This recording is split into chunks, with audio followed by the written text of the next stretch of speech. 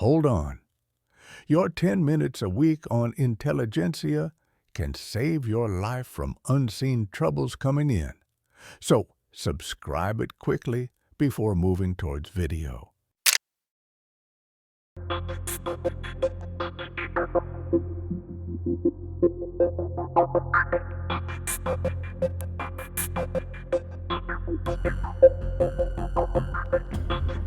Art has long been the secret weapon of intelligence agencies, wielded not just to decorate walls, but to manipulate minds. Imagine the Cold War battleground, not with tanks or missiles, but with paintings and sculptures. The CIA, for instance, covertly funded the abstract expressionist art movement to showcase the creative freedom of the West. While the Soviet Union churned out rigid, lifeless socialist realism, the U.S. splattered colors of chaos on a canvas to scream, "This is freedom!" Art wasn't just art. It was a declaration of ideological warfare. Beneath the brushstrokes of famous artworks and the notes of symphonies, intelligence agencies have long hidden secrets. Spies used art as their cipher, embedding codes, symbols, and maps that could only be read by those in the know. During World War II, MI5 relied on surrealist art to pass messages to resistance fighters. A seemingly innocuous painting by Joan Miro could contain operational blueprints for sabotage missions. What seemed like a splash of paint was, in reality, a meticulously crafted act of espionage. Art is more than a tool. It is a weapon of the mind. Intelligence agencies realized that cultural products could be used to control emotions, manipulate thoughts, and destroy morale. The Nazis pioneered this with their grandiose propaganda spectacles, but the Allies struck back. They countered with their own psychological operations, producing fake newspapers, posters, and broadcasts to sow seeds of doubt among German soldiers.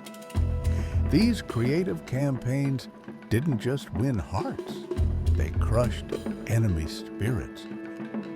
Artists have always been travelers, thinkers, and influencers, making them prime targets for intelligence agencies. Why recruit a suit and tie spy when you could have a charismatic artist mingling in high society? During the early Soviet years, writers and painters were not only cultural icons, but also intelligence operatives.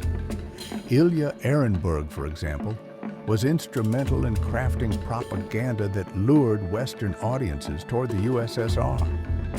To intelligence agencies, artists weren't just creators, they were conduits to power. Behind the polished walls of art galleries and the glamour of exhibitions, intelligence agencies operated in the shadows. These institutions became the perfect fronts for covert operations. During World War II, the OSS, a precursor to the CIA, used fake art exhibitions to infiltrate Nazi-occupied Europe. What looked like a cultural event was, in fact, a clandestine mission to gather intelligence. Art wasn't just about beauty, it was a smokescreen for espionage.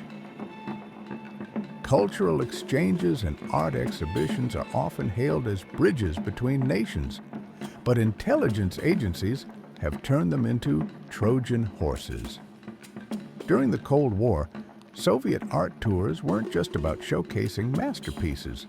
They were thinly veiled intelligence-gathering missions. Meanwhile, Western agencies used these exchanges to promote democratic ideals.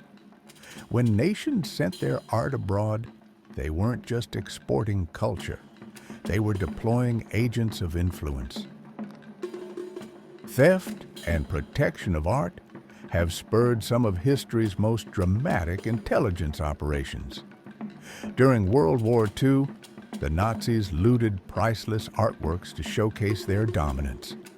In response, the Allies deployed the Monuments Men, a group of art historians and spies who risked their lives to recover cultural treasures. These missions weren't just about saving art. They were about saving the soul of civilization from the grip of tyranny. Movies have always been more than entertainment. They are powerful tools for narrative control. Intelligence agencies have collaborated with filmmakers to shape their own image and influence public opinion. The CIA's involvement in Hollywood productions like Argo shows how art can rewrite history in their favor. Through cinema, intelligence agencies don't just tell stories. They tell their stories, immortalizing their triumphs while masking their missteps. But art's role doesn't end there. Hidden in plain sight, it has also served as a medium for covert communication, with spies embedding messages in seemingly innocuous works.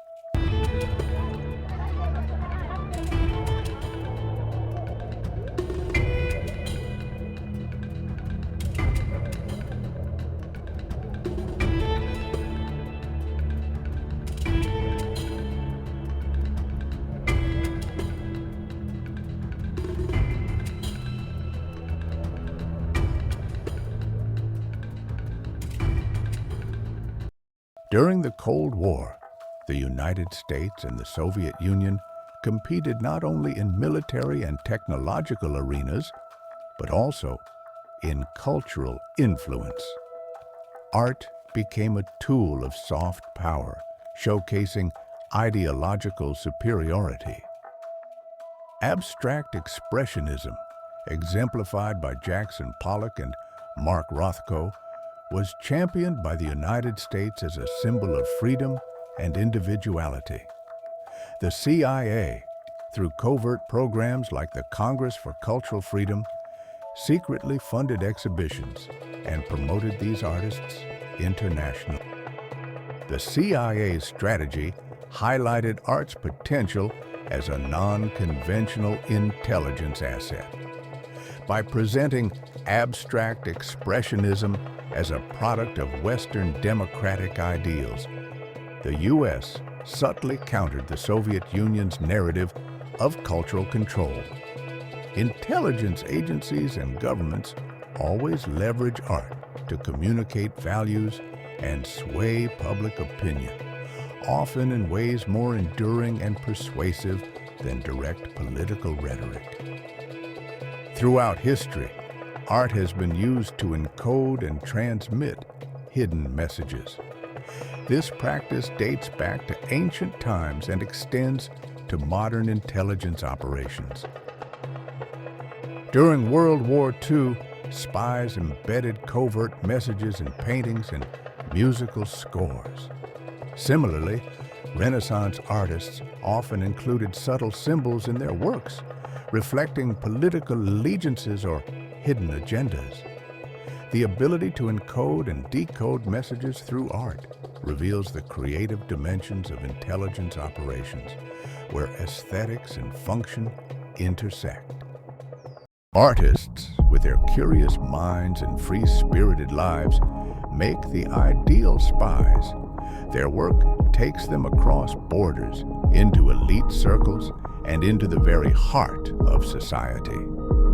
Pablo Picasso, for instance, was suspected of using his artistic connections during World War II to gather intelligence. The bohemian lifestyle wasn't just a facade, it was the perfect cover for espionage. Artists painted more than canvases. They painted pathways for covert missions. Even counterintelligence has borrowed from the world of art. During World War II, the British SOE used forgery to produce counterfeit documents with artistic precision. These fake passports, visas, and IDs allowed spies to slip through enemy lines undetected. Art wasn't just a means of expression, it was a tool of survival, Behind every forged signature and every copied seal was a story of creativity being weaponized in the fight against oppression.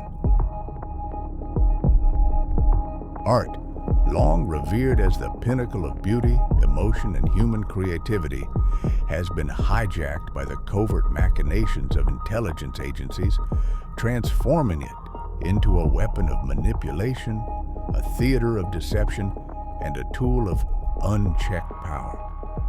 What once served as a beacon of inspiration has been repurposed into a blade of subterfuge, cutting through hearts, toppling regimes, and altering the course of history.